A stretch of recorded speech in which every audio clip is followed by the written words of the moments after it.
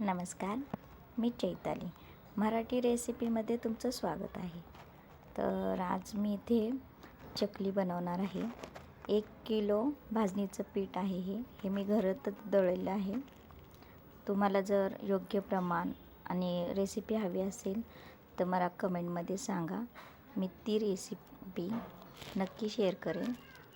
तर इथे मी 1 किलो भाजणीचं पीठ घेणार आहे. तर त्यासाठी मी इथे पाणी गरम करायला ठेवले.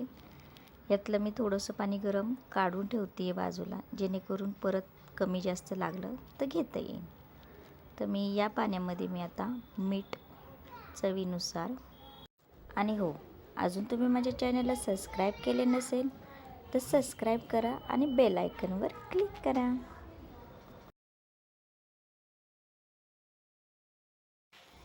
आणि आपल्याला तिखट आवडत असेल तर कमी जास्त करू शकता. इथे मी मिरची पावडर घेतलेली आहे. तर 2 ते 3 चमचे मी मिरची पावडर टाकली आहे, कारण की आमच्या घरात तिखट सगळेच खातात त्यामुळे. आणि आता यामध्ये मी धना पावडर ही सुद्धा मी अंदाजे 2 चमचे टाकलेली आहे. आणि आता याच पाण्यामध्ये आपल्याला ओवा घेतलेला आहे. मी इथे तुम्हाला दाखवते, मी दिसत नाही आहे, हे पहा. ओवा मी थोडासा क्रश करून टाकणार आहे, जेणेकरून याचा फ्लेवर पाण्यामध्ये व्यवस्थितपणे उतरतो. तर आता ओवा टाकल्यानंतर इथे मी पांढरे तीळ घेतलेले आहेत. 2 चमचे पांढरे तीळ आहेत हे. यामध्ये थोडंच होतं, अजून थोडंसं टाकते मी.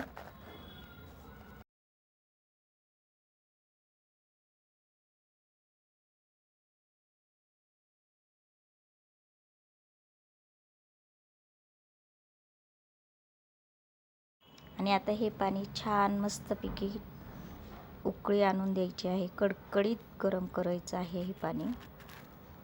तुम्ही पाहू शकता छान उकळी आलेली आहे. आणि आता मी करते गॅस बंद आणि हे पाणी मी बाजूला काढून घेते.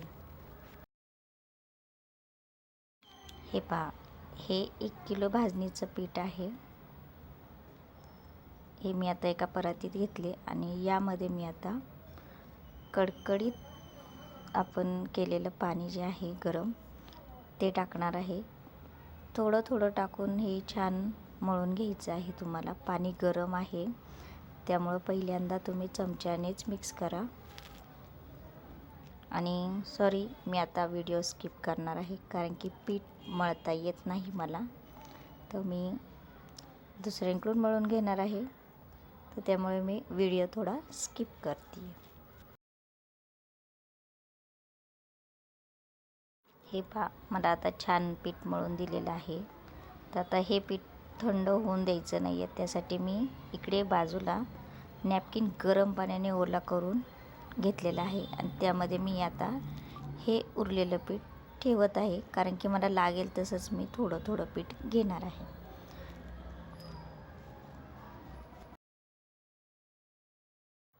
तर आता हे पीठ मी पुन्हा एकदा छान मळून घेते.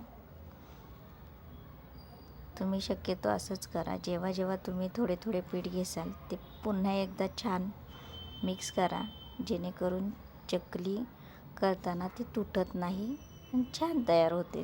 काटेसुद्धा छान येतात.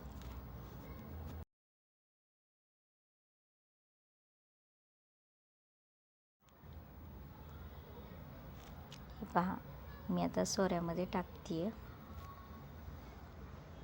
माहीत नाही करता येईल की नाही, पण मी फक्त तुमच्यापुरतं फक्त दाखवण्यासाठी मी करते आहे. अदरवाईज मी मदतीसाठी मला कुणीतरी लागतंच.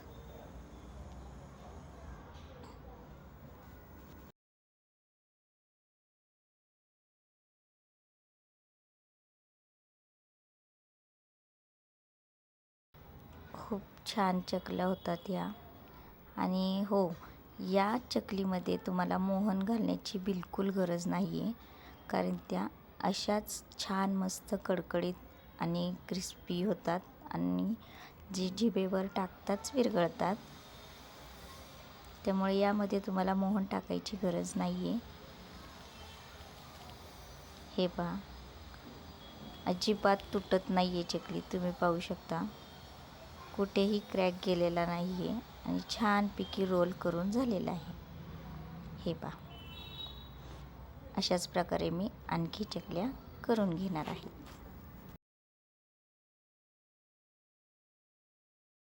आता या मी इतक्या चकल्या करून घेतलेल्या आहेत. आता या मी तुम्हाला तळून दाखवते. हे पहा, तेल छान कडकडीत गरम करून घ्यायचं आहे.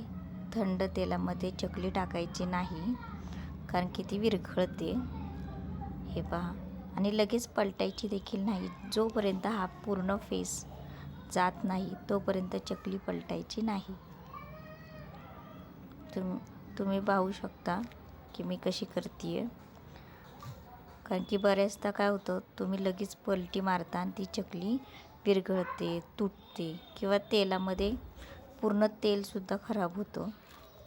तर शक्यतो तुम्ही याच स्टेप बाय स्टेप केलं तर तुमची चकली छानपैकी तळून निघते. हे पहा, पूर्ण तेल फसफसणं बंद झालं तेव्हा मी चकली पलटली आहे.